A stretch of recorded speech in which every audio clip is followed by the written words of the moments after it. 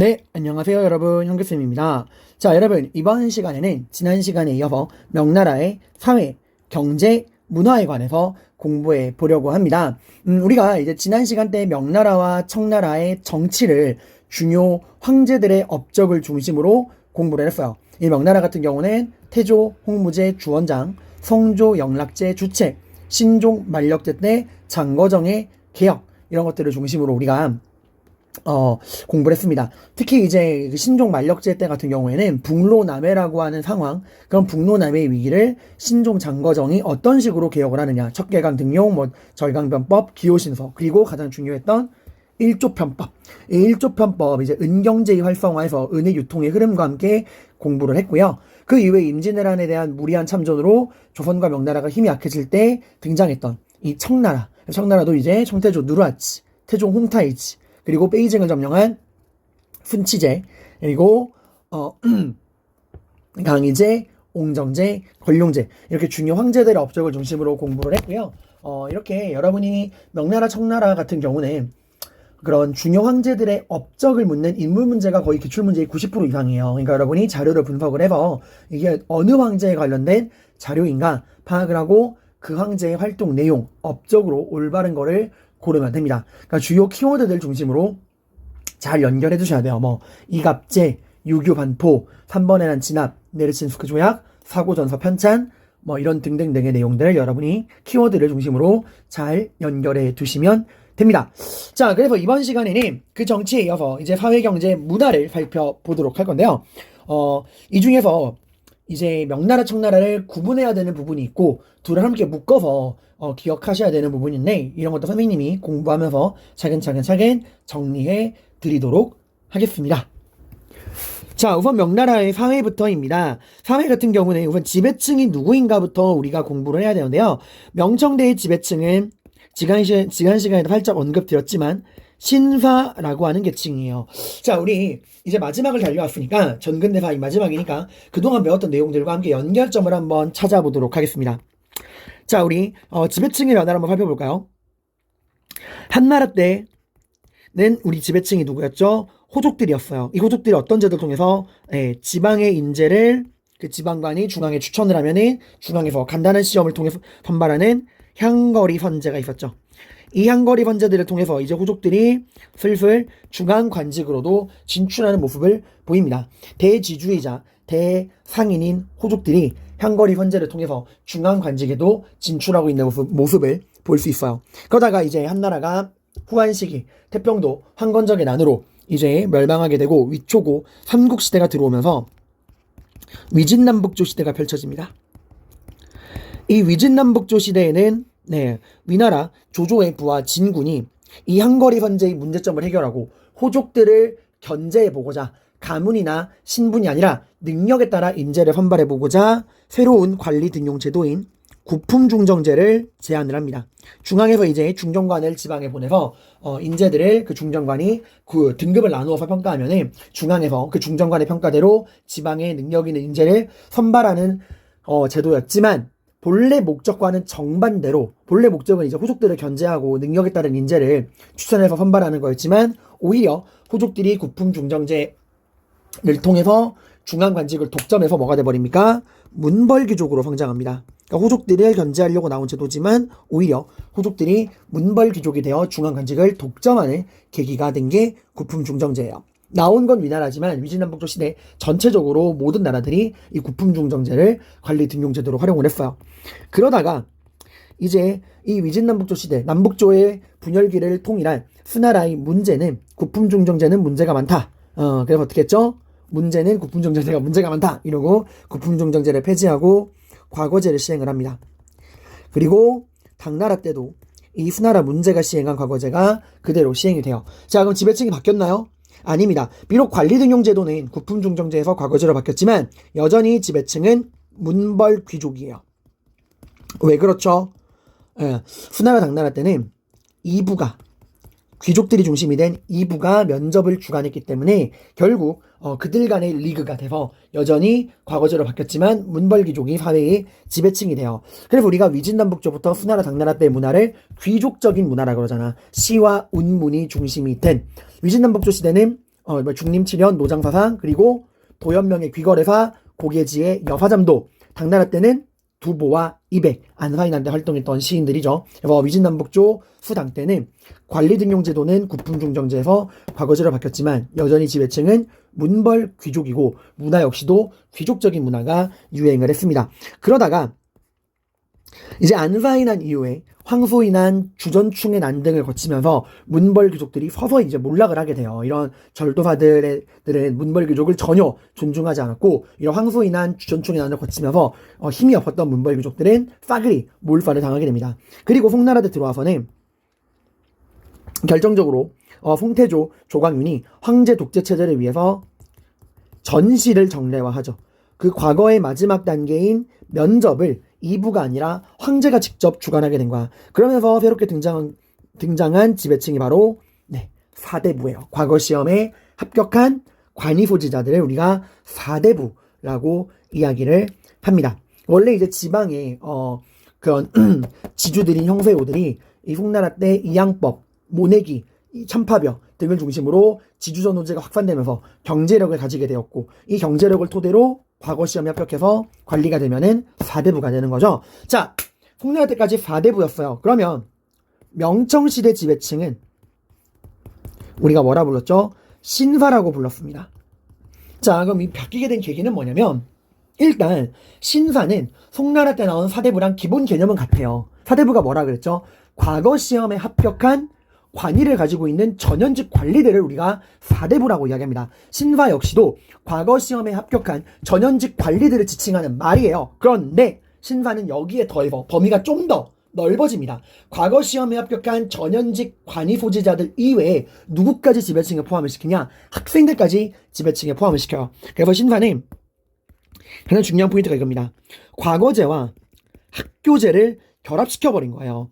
그래서 과거 시험에 합격한 이 관이소지자, 전현직 관이소지자 이외에도 학교에 다니고 있는 학위소지자인 학생들도 지배층에 편입을 시킨 거예요. 다시 한번, 이 신사는 어떻게 나온 거다? 과거제와 학교제가 하나가 된 거다. 그래서 과거 시험에 합격해서 관위를 가지고 있는 전현직 관리들 뿐만 아니라 학교에 다니면서 학위를 가지고 있는 학생들도 모두 지배층에 포함을 시켜준 거예요. 왜 이런 일이 생겼냐면, 이거 오늘날에 우리나라에서도 볼 수 있는 문제인데, 자, 과거 시험은 오늘날로 따지면 공무원 시험이랑 같다고 볼 수 있겠죠. 오늘날에도 공무원 시험의 문제가 뭐예요? 공무원이 되고 싶은 사람은 굉장히 많습니다. 근데 공무원 시험 합격자 수는 정해져 있죠. 그러니까 이 공무원 시험이 매해를 지나면 지날수록 어떤 일이 벌어져요? 이 공무원 시험만 바라보는 흔히 말하는 고신앙인들이 생겨버리는 거야. 재수, 삼수, 사수, 나중에 막 10년째 공무원 시험 준비하는. 그 지금도 노량진이나 신림동 가보면 그 수험생들이 드글드글 하잖아요. 이렇게 과거 시험을 준비하는, 공무원 시험을 준비하는 수험생들이 늘면 늘수록 이게 사회 불안 요소가 된단 말이야. 그래서 명청대에는 과거 시험에 합격한 이 관위를 가지고 있는 전현직 관리들 뿐 아니라 이 과거 시험을 준비하는, 학교에 다니고 있는 학위를 가지고 있는 학생들도 지배층에 편입시켜주면서 이런 사회 불만을 어느 정도 해소한 겁니다. 그러니까 송나라 때의 4대부가 이 과거 시험에 합격한 전현직 관리들만 포함하는 개념이라면, 신사는 여기에 학생들까지 포함을 시켜준 거예요. 그래서 과거제와 학교제가 결합하면서 전현직 관리들뿐 아니라 학생들도 지배층에 편입을 시킨 게 바로 신사다라고 하는 겁니다. 얘네들은 지배층이니까 특권이 있습니다. 일단 몸 쓰는 거 면제, 요역 면제, 그리고 가벼운 형벌, 경범죄 같은 거는 면책 특권을 줘요. 얘들은 사익과 공익을 동시에 추구합니다. 그들만의 이익, 고리대, 대토지 소유, 이런 사익을 추구하는 동시에 세금 납부, 향촌사회의 교화, 풍속 유지, 공공사업 감독, 세금 징수 치안 유지 등등 이런 공익을 추구하는 이중적인 모습을 보이고 있어요. 자, 근데 여러분, 이걸 들으면 여러분이 이게 좀 공부를 열심히 한 친구들은 바로 뭔가 이상한 점을 캐치해야 돼. 선생님, 근데요, 명청대 지배층이 신사라고 하셨죠? 근데 명나라의 태조 주원장은 인간불신이어서 말단 공무원도 믿지 않았잖아요. 그래서 세금을 징수한다든가 치안을 유지한다든가 향촌사회를 교화한다든가 등등의 그런 지방의 행정과 관련된 거는 공무원이 아니라 그 지역 향촌사회에서 자체적으로 운영할 수 있도록 이갑제라는 걸 시행했잖아요. 그래서 110호를 1, 2로 묶은 다음에 잘 사는 집 10호를 이장호로, 나머지 100호를 갑수호로 해서 매년마다 한 명의 이장과 10명의 갑수를 뽑아서 얘들이 이제 1년 단위로 10년마다 한 번씩 돌아가면서 그 지역에 세금도 걷고 치안도 유지하고 부역을 관리하고 있었잖아요. 그 이갑제는 어디 가고 얘네가 이런 역할을 하나요? 네, 이갑제가 붕괴했거든요. 사실 여러분, 이갑제라고 하는 거는 오래 갈 수 없는 제도예요. 생각해봐요. 그 110호를 1, 2로 묶은 다음에 10호의 이장호, 100호의 갑수를 딱 선정을 해서 매년마다 한 명의 이장과 10명의 갑수를 선발을 해. 그 말은 뭐야? 그 사람들은 10년에 한 번씩은 1년씩 무조건 나라를 위해 일해야 돼요. 근데 월급이 없어요. 그러니까 10년에 한 번씩 1년은 국가를 위해 무상으로 봉사해야 돼요. 자, 여러분, 지금 당장 저한테도 10년에 한 번 1년 동안 아무런 월급도 받지 않고 나라를 위해 일하라 그러면 저 역시도 경제생활이 불가능합니다. 가정의 경제생활이 불가능해요. 그래서 이 이갑제는 주원장이 죽은 살아있을 때는 어찌어찌 유지가 되다가 이 명태도 주원장이 죽은 이후에는 곧바로 붕괴돼요. 백성들한테 행정 업무를 월급도 안 주고 맡기다니. 그래서 이갑제가 붕괴한 이후에 이 신하들이 세금 징수, 치안 유지, 부역 관리 등의 이런 이갑제가 하던 역할을 이제 이갑제가 무너진 이후에 15세기 말부터 신사들이 하게 되는 거야. 그래서 신사들이 지방의 지배층으로서 활동하게 된 겁니다. 그리고 이 신사들은 청나라 시기 때 청나라의 그런 강경책과 온건책, 특히 이제 만한병용제, 대규모 편찬 사업 이런 것들로 인해서 회유가 됐죠. 그래서 청나라의 지배에 순응하게 되는 거예요. 얼마나 좋아요. 과거 비록 명나라는 망했지만 신사들의 특권을 그대로 유지해주고 만한병용제로 주요 관직은 만족과 한주족을 동일하게 임명해주고 거기다 과거 시험도 적극적으로 시행해서 관리들로 선발해주고 이래서 신사들은 청나라 내 이런 그런 청나라 정부의 회유책을 통해서 청나라의 지배체제에 순응하게 됩니다. 그래서 나중에 얘들은 청나라를 지키는 수호층으로 변모하게 돼요. 그래서 이제 한족 농민들의 반란이 이게 청나라 말기에 일어나거든요. 청나라 말기에 이제 건룡제가 죽고 가경제 때 막 백년교도 이란 터지고 그 이후에 이제 아편전쟁 이후에 한족 농민들이 태평천국 운동을 일으킵니다. 한족 농민들이 일으킨 거예요. 그들의 구호는 멸만 흥한, 말 그대로 만주족을 멸하고 다시 우리 한족의 나라를 부활시키자라는 건데, 이 한족 농민들이 만주족을 몰아내자고 일으킨 태평천국 운동을 청나라를 위해 진압한 게 바로 이 신사들이에요. 우리로 치면은 농민들이 일본 몰아내겠다고 독립운동하는 거를 양반들이 때려잡은 거라 보시면 됩니다. 이 신사들은 자기들의 사비를 털어서 이 태평천국 운동을 진압하는 의용군을 조직해요. 그게 바로 향용이라는 거예요. 그리고 이 태평천국 운동을 진압하는 과정에서 서양 군대의 도움을 받고 서양의 무기의 위력을 보게 됩니다. 그래서 이 신사들이 청나라를 부흥시키기 위해서는 서양의 무기과학 기술을 받아들여야겠다 이래가지고 얘들이 나중에는 양무운동까지도 진행을 하게 돼요. 이 양무운동을 이끌었던 뭐 증국번, 이용장 다 만주족이 아니라 신사예요. 신사. 그 정도로 이 청나라의 이런 한족 회유 정책이 성공적으로 됐다는 거죠. 이 한족 지식인들이 청나라를 지키기 위해 나섰으니까. 그만큼 이런 만한 병용제나 과거제를 통한 한족 등용, 신사층의 특권 유지, 대규모 편찬 사업 이런 것들이 효과적이었다는 거야. 그래서 오늘날에도 청나라를 정복 왕조의 완성이다라고 평가를 하고 오늘날 중국 정부의 롤모델이기도 한 겁니다. 자, 이게 지배층이고요. 다음 비지배층 서민들은 이 명정시대에 들어오게 되면 좀 이따 경제에서도 배우겠지만 경제력이 점점 더 증가합니다. 자, 먹고 살만해지면 사람들이 뭐에 관심을 가지죠? 교육과 문화에 관심을 가지게 돼요. 그래서 문화도 서민 문화가 더 발전하고요. 이 서민들이 이제 교육에 대한 의지도 늘어나게 됩니다. 마치 우리나라로 치면 조선 후기인 거죠. 조선 후기 때 이제 이양법의 전국화, 보편화로 인해서 광작이 막 나오고 분홍들이 성장하면서 조선 후기에도 판소리, 한글 소설 이런 서민 문화가 발전하잖아요. 마찬가지예요. 이런 식으로 막 경제력이 성장하면서 교육의 의지가 올라가게 되고 서민들의 의식도 올라가게 됩니다. 그래서 어떤 일이 발생을 하느냐, 직용의 변이라는 게 터져요. 직용, 이 직이 견직업, 비단을 만드는 견직업용 노동자들이 일으킨 반란이라는 거예요. 난이라는 거죠. 견직업, 이 비단 만드는 용, 노동자. 얘들이 이제 우리들의 생존권을 보장해달라라고 이제 저항을 한 겁니다. 그리고 이들뿐만 아니라 소작인들도 지주들을 상대로 소작료를 낮춰달라고 항조운동, 저항한다. 무엇에? 소작료에. 그일 뿐만 아니라 노비들도 신분해방 운동을 일으켜요. 이거는 너무 깊게 갈 필요 없고, 명나라 청나라 때 경제력이 성장하면서 서민 문화도 성장을 하고 이 서민 의식도 성장을 해서 노동자들, 소작농들, 노비들이 그들의 처우를 개선하기 위해 이렇게 움직였다 정도, 이런 내용들이 나오면 명청대구나 정도만 매칭을 시키시면 됩니다. 자, 이게 명청대 사회고요. 그다음 명청대 경제를 살펴볼게요.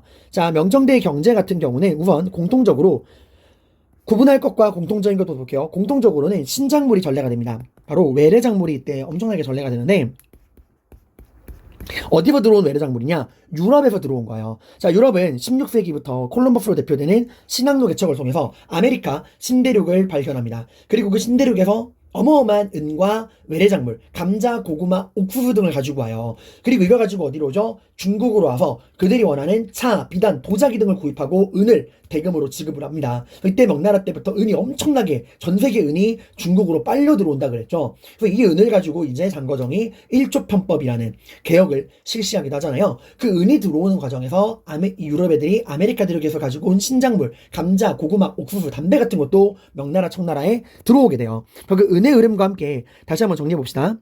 우리 유럽 애들이 16세기 때 콜럼버스로 대표되는 신항로 개척을 통해서 아메리카 신대륙을 발견합니다. 그리고 여기서 막대한 양의 은을 가지고 오고 동시에 신작물, 감자, 고구마, 옥수수, 담배 이런 걸 가지고 옵니다. 그리고 이거를 중국에 가지고 오죠. 중국에 막대한 은을 지불하고 그들이 원하는 차, 비단, 도자기 등을 가져오는데, 그 과정에서 은만 들어온 게 아니라 이런 신작물도 들어온 거예요. 그리고 일본 역시도 은이 엄청나게 많이 나와서 은을 중국에 지불하고 차나 비단의 원료가 되는 생화 등을 사왔다. 그래서 이렇게 아메리카 대륙의 은이 유럽을 통해 중국으로, 일본의 은이 중국으로, 그래서 중국에서는 은경제가 활성화돼요. 그래서 나오는 게 명나라 때 장거정이 시행한 잡다한 세금을 지세와 정세로 통합해서 은으로 내라, 일조편법. 청나라 때는 좀 더 발전해서 아예 정세조차도 지세에 포함시켜서 모두 은으로 내라, 지정은제. 이런 은경제가 가능해지는 겁니다. 근데 그 과정에서 이제 외래작물 역시도 이 아메리카 대륙의 이 신작물이 유럽인들을 통해서 중국으로 들어오게 돼요. 감자, 고구마, 옥수수 이런 것들인데, 특히 감자, 고구마는 우리가 구황작물이라고도 이야기를 하죠. 가난을 제거해주는 작물이다. 이것 덕분에도 인구가 되게 많이 늘어나요. 이 감자, 고구마는 웬만한 환경에서도 특별한 관리를 하지 않고서도 잘 자라거든요. 그래서 대다수의 사람들이 감자, 고구마 덕분에 굶주림을 면하게 됩니다. 그리고 이 명나라 때 이런 감자, 고구마 이런 게 이제 임진왜란을 거쳐서 우리나라에도 들어오게 되면서 조선도 임진왜란 이후에 조선 후기에는 감자, 고구마, 담배 이런 신작물들이 들어오게 되죠. 자, 죄송합니다. 그리고 상품작물 재배, 차, 면화, 담배 이것도 이제 아메리카 대륙에서 온 신작물이에요. 자, 근데 면화는 신작물은 아닙니다. 면화 같은 경우는 이게 목화잖아요. 목화로 만드는 게 면화죠. 이 목화 재배는 다시 한번 시작된 건 언제였죠? 네, 송나라 때입니다. 그리고 전국화된 거는 원나라 때예요. 그래서 이제 고려사람 문익점이 부뚜껑에다가 그 목화씨 품어온 게 원나라 때 이야기죠. 다시 한번 용어를 정리해드리면은, 여러분, 견직업은 비단을 말하는 거고요. 모직업은 양털을 말하는 거고요. 면직업이 이제 우리가 지금 입고 있는 옷, 목화, 면화를 말하는 겁니다. 자, 그래서 이런 감자, 고구마, 옥수수 등의 신작물이 전래가 되고, 그러면서 차, 면화, 담배 같은 상품작물 재배도 늘어나게 되면서 식량 생산과 인구가 증가한다는 거야. 자, 우리 외래작물의 전래, 이것도 살짝만 구분을 해본다면은, 송나라 때도 외래작물이 있었어요. 송나라 때는 뭐가 들어왔죠? 네, 베트남에서 참파벼가 들어왔죠. 이걸 통해서 이제 이양법, 모내기법이 더 전국적으로 활성화가 되잖아요. 그래서 이기작도 가능해지고요.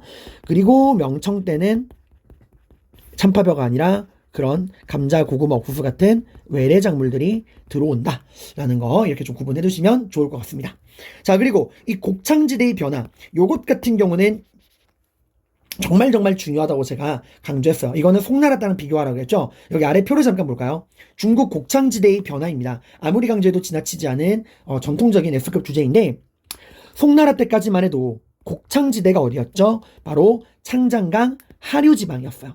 창장강 하류지방. 그래서 이때 하류지방의 대표적인 도시가 후저우, 소주, 그리고 남송의 수도가 되는 이만, 항저우, 호주입니다. 이 창장강 하류에 후저우, 항저우, 소주, 호주 이런 지역이 대표적인 곡창지대였어요. 그래서 이런 후저우, 항저우, 소주, 호주를 첫 글자를 따서 소호라고 불렀습니다. 그래서 이 지역이 얼마나 쌀이 많이 나왔냐면 이런 속담이 등장을 해요.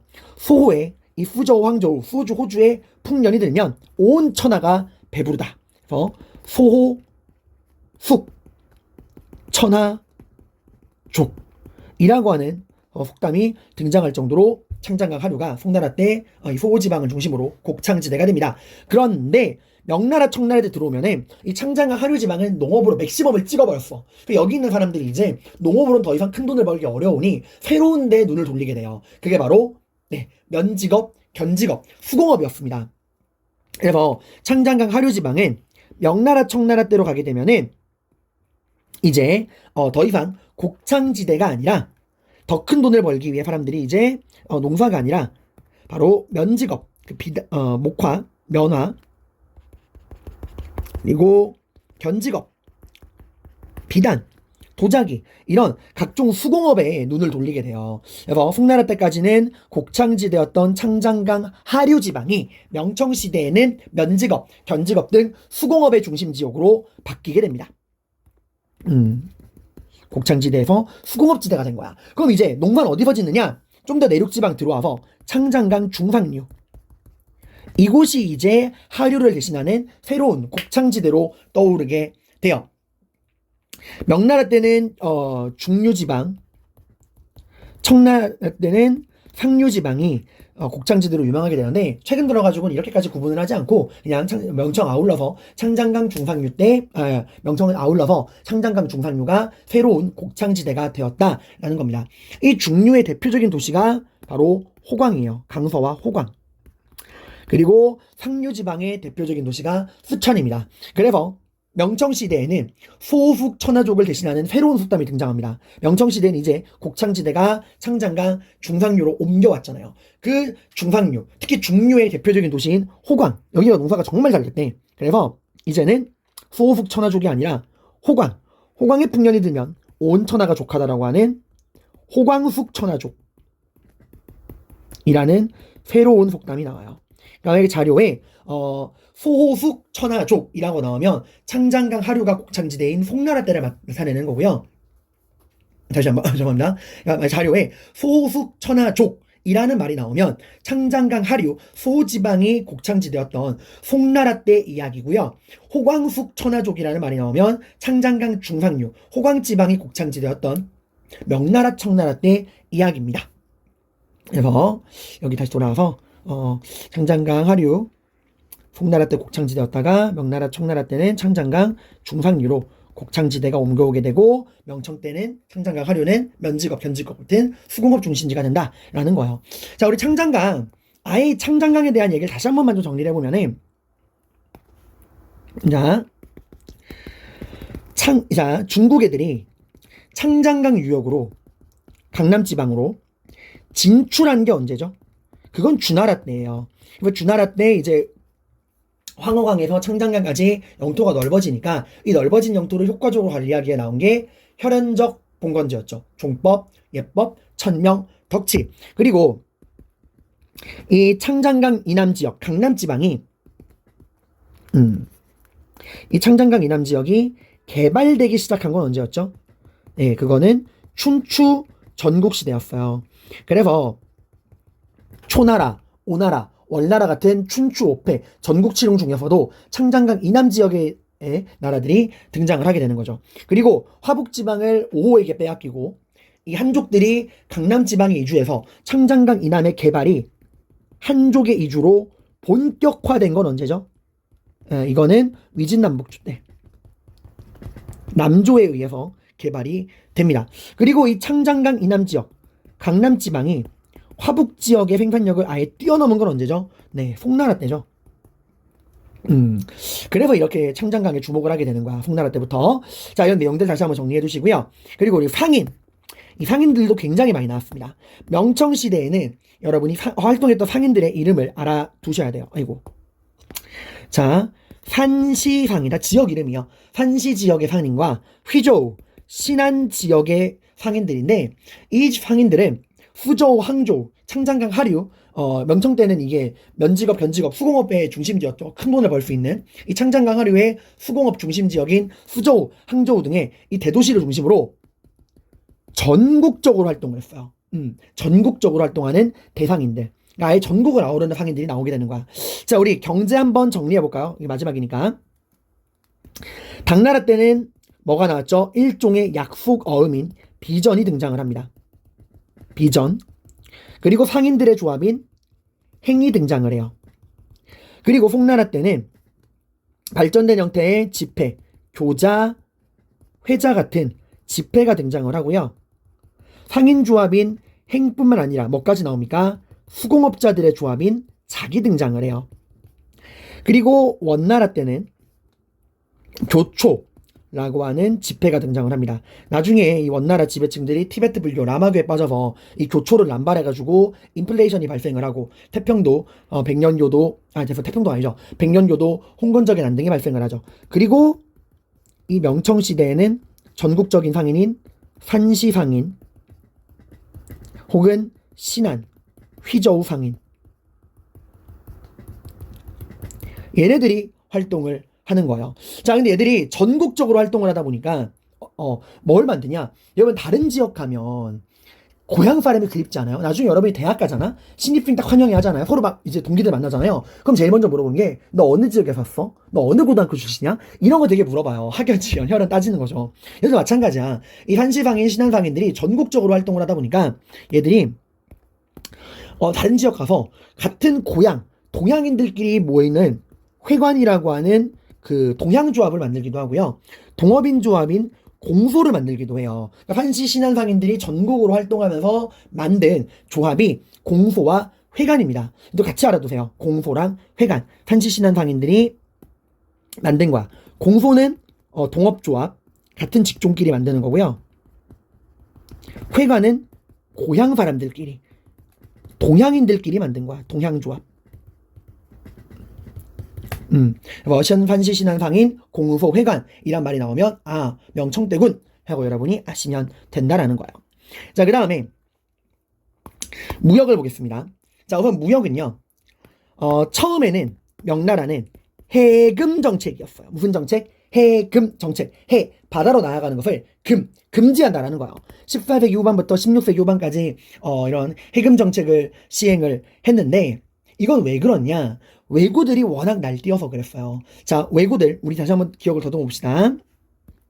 자, 우리 쿠빌라이 칸, 몽골 두개 지도자인 쿠빌라이 칸이 오고타이의 뒤를 이어서 이제 칸이 된 다음에 어떻게 했죠? 나라 이름을 원나라로 바꾸고 수도를 대도로 옮기고 그리고 이제 고려도 무너뜨리고 남송도 정복을 했잖아요.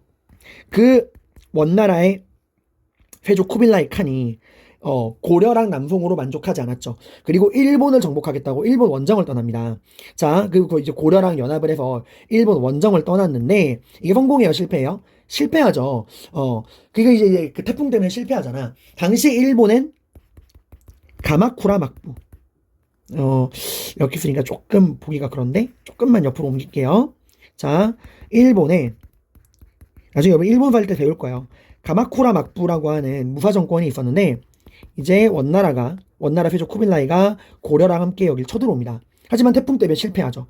비록 원나라와 고려의 침략은 실패했지만 이 침략을 막는 과정에서 가마쿠라 막부는 너무나 많은 힘을 쏟아부어서 결국 그 이후에 멸망하게 되고 무로마치 막부로 바뀌게 돼요. 무로마치 막부. 이게 원나라 침략이 가지고 온 중요한 영향 중에 하나였죠. 자, 그런데 이 무로마치 막부가 만들어지고 되게 혼란스러웠어요. 그래서 마침 원나라가 이제 명나라로 바뀌는 이 원명 교체기 때 무로마치 막부는 남북조 시대, 남북으로 갈라지게 됩니다.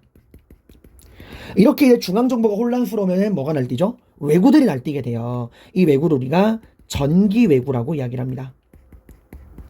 북로남해 때 날뛰던 왜구들은 전국시대였잖아요. 그건 후기왜구예요. 지금은 그거랑 구분하기 위해서 무로마치 막부의 남북조 시대 혼란기 때 활동한 전기왜구들, 얘네가 막 날뛰는 거야. 이러니까 이제 명나라가 어우 골치 아파 이래가지고 문을 닫아버린 거예요.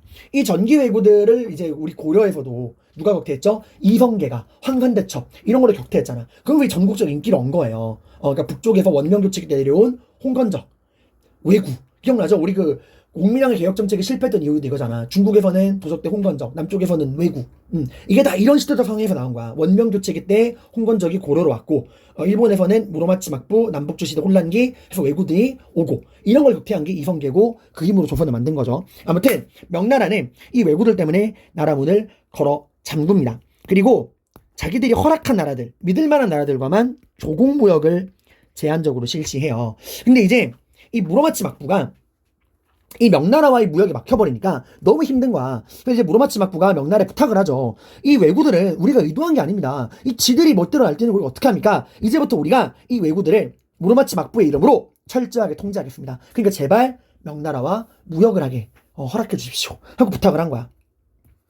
그러니까 이제 명나라 정부에서 이제 조선이나 이런 믿을 만한 나라들과 동급의 조공무역을 실시하게 할 수는 없고, 사실 아직 구분이 안 가잖아요. 왜구랑 일본 정부랑. 그래서 조공무역보다는 좀 더 엄격한 무로마치 막부를 대상으로 한 가만무역이라는 걸 실시해요. 자, 이 가만무역은 다시 한번 누구랑 누구 사이의 무역이야? 명나라와 무로마치 막부, 일본 무로마치 막부 간의 무역이에요. 가만무역은 조공무역이랑은 달라. 조선과 했던 건 조공무역이고 나는 자유롭게 해주는 거고, 무로마치 막부는 명나라 입장에서 100% 신뢰하기 어려우니까 감압무역이라는 좀 더 제한적 무역을 실시합니다. 이 감압이라고 하는 게 무역 통행증이에요. 이게 반으로 톡 자르는 약간 그런 증패 같은 거거든. 그러니까 감압이라고 하는 무역 허가증을 반으로 잘라서 하나는 명나라 정부가, 하나는 무로마치 막부가 보관을 하고, 이제 이 무로마치 막부의 허락을 맡은 이 상인들만이 반쪽짜리 감압을 들고 명나라에 가서 이제 딱 보여주면은 명나라에서 맞춰보는 거지. 그래서 딱 합이 맞으면 너는 진짜 무로마치 막부의 그게 맞구나, 왜구가 아니구나 해서 무역을 하게 해준 거예요. 이 감압 무역이라는 거 키워드입니다. 그러다가 16세기 후반부터는 점점점 해금 정책이 완화돼요. 그래서 조선과는 조공무역, 일본 무로마치 막부랑은 감압무역, 이렇게 여러분이 기억해 두시면 돼요. 자, 그러고 청나라 때도 처음에는 바다문을 닫습니다. 해금 정책을 실시해요. 왜 그랬을까? 바다에는 청나라에 반대하면서 명나라의 부활을 꿈꾸는 세력이 있었거든요. 어디에? 오늘날 타이완, 대만에. 누구의 후예들? 정성공의 후예들. 기억나죠? 정씨 세력. 이 정성공의 후예들이 정씨 세력이 점령한 타이완의 반청 세력을 누가 진압을 합니까? 네, 강희제가 진압을 하죠. 강희제가. 그래서 강희제가 참 큰일을 많이 했잖아요. 강희제는 청나라의 불안 요소를 모두 제거했어요. 오삼계 등이 중심이 된 3번의 난도 진압을 했고요. 그리고 이 타이완의 반청 세력도, 정씨 세력도 진압을 하고요.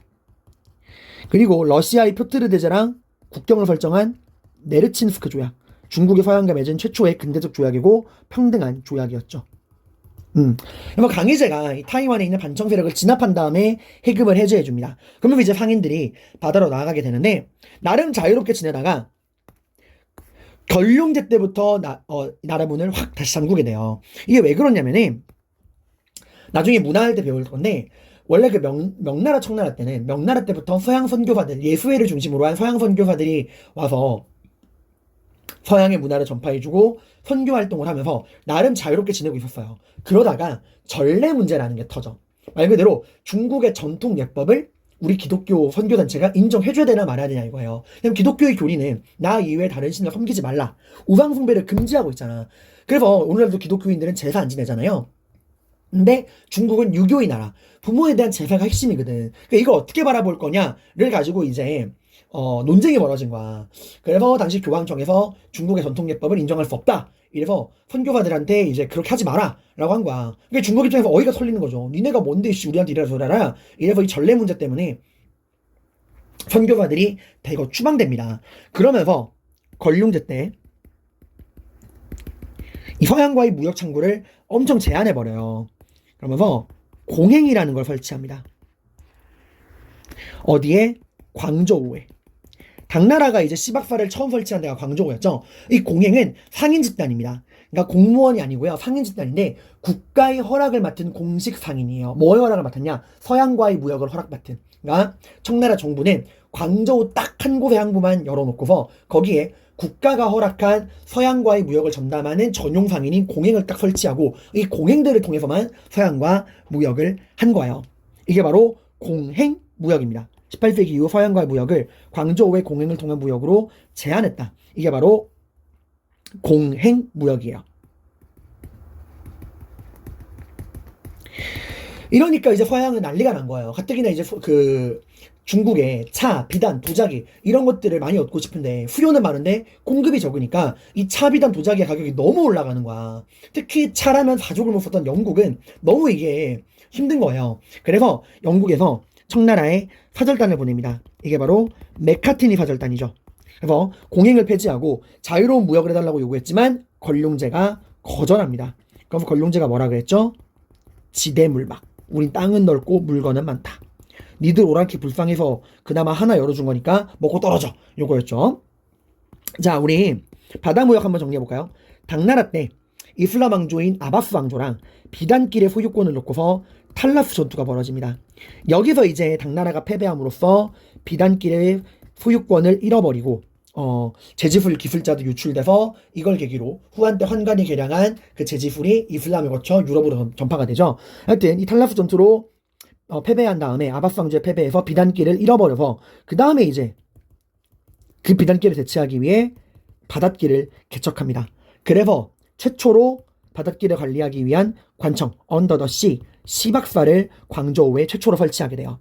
그리고 송나라, 원나라, 명나라 때까지도 계속해서 이 시박사가 바닷길을 관리하다가 청나라 때는 이 시박사가 사라지고 대신 뭐가 만들어집니까? 해관이 설치된 거예요. 그리고 이 해관에서 이제 공행을 임명을 해서 광저우에 딱 한 군데만 이 공행들이 무역을 하게 허락을 해준 겁니다. 공행은 상인이고 해관은 관청이에요. 자, 이렇게 공행 무역 이런 것들 기억하시면 됩니다. 그러면 두 나라 간의 공통점은 처음에는 이제 해금 정책을 하다가 중후기에는 느슨해져서 상무역이 좀 증가했다. 그리고 이런 각종 무역들을 활발하게 했다. 그리고 청나라는 또 나라를 닫았다. 특히 아메리카랑 일본의 은이 엄청나게 유입이 돼서 명나라 때는 일조편법, 청나라 때는 지정은제. 여기 나오죠, 아래? 이게 가능했다라는 거예요. 자, 명나라 때 일조편법은 여러분 이건 뭘 대체한 거죠? 네, 양세법을 대체한 거죠. 세금제도 변화도 여러분이 잘 알아두셔야 됩니다. 당나라 전기 때까지만 해도 안사이난 터지기 전까지만 해도 농민들에게 토지를 균등하게 나누어주는 균전제, 부귀의 효문제가 시행하고 수나라 당나라 때 계승이 됐죠. 이 균전제, 토지를 분배해주는 균전제 이념에 따라서 빈부의 차이를 인정하지 않고 모든 사람들에게 균등하게 세금을 걷는 조용조가 시행이 되다가 안사이난 이후로 균전제가 무너지고 장원제가 확산되고 이제 국가도 빈부의 차이를 인정할 수밖에 없죠. 그래서 나온 게 뭐야? 양세법이잖아요. 차등과세, 보유한 재산에 따라 차등적으로 과세하겠다라는 차등과세. 그래서 1년에 2번 여름과 가을에 보유한 자산에 따라서 차등과세하는 양세법이 안사이난 이후로 쭉 시행이 되다가 명나라 때 신종 때 장거정이 이 세금 제도를 일조편법으로 바꿔버립니다. 일조편법은 뭐예요? 일단 전국적으로 토지 조사한 다음에 뭐예요? 핵심은 네, 양세법 이후로 수십 가지로 늘어난 온갖 잡다한 세금들을 딱 둘러 합쳐버립니다. 뭐로? 토지세인 지세와 인두세인 정세로 1조화 시켜버려요. 그래서 1조 편법이죠. 그리고 더 중요한 거는 이 부식개의 세금을 토지세인 지세와 인도세인 정세를 합쳐버리고 뭘로 내라? 은으로 내라 이거죠. 이게 가능했던 이유는 아메리카에서 유럽 애들이 은을 엄청나게 가져와가지고 그걸 다 중국에 쏟아 부었기 때문에 그래요. 자, 그러다가 청나라 때 오면은 이 1조 편법이 뭐로 바뀝니까? 지정은제로 바뀝니다. 왜? 지세와 정세 문제가 뭐예요? 정세, 인도세 때문에 가난한 백성들이 인구를 계속 속이는 거야. 카운팅이 안 되는 거예요. 그래서 강희제 때 정세를 고정합니다. 성세자생 인정. 이제부터 태어나는 모든 사람들에게는 인도세를 매기지 않겠다. 인도세는 그 이전까지 태어난 사람으로 고정하겠다. 해서 인도세, 정세의 총액을 딱 고정시켜버리고 그 이후에 나오는 사람들에게는 인도세를 매기지 않겠다라고 이야기를 한 거예요. 정세의 총액을 고정한 겁니다. 그리고 이 고정한 정세를 누가 옹정제가 다 어디에 합쳐버립니까? 네. 다 토지세에다가 합쳐버린 다음에 은으로 납부하게 한 거예요. 그러니까 모든 세금이 이제 토지세로 집중된 겁니다. 그러니까 가난한 사람이 내야 되는 정세를 부자들, 토지 소유자인 지주들에게 납부시킨 거죠. 그 덕분에 가난한 백성들은 더 이상 인도세를 낼 필요가 없어서 이 지정은제가 시행된 이후에 인구수가 폭발적으로 증가한다고 했죠. 그러니까 진짜 인구가 는 게 아니라 카운팅이 잘 되게 된 거예요. 1조 편법, 지정은제. 새로운 내용보다는 그동안 배웠던 내용들을 조금 더 보충하고 재조립한 거니까 여러분들이 잘 정리를 다시 한번 해보시고요. 여기 뒤에 1조 편법과 지정은제 굉장히 A급 자료죠. 이 자료만 여러분이 잘 읽어보셔도 이 두 개 1조 편법과 지정은제에 대해서 이해할 거야.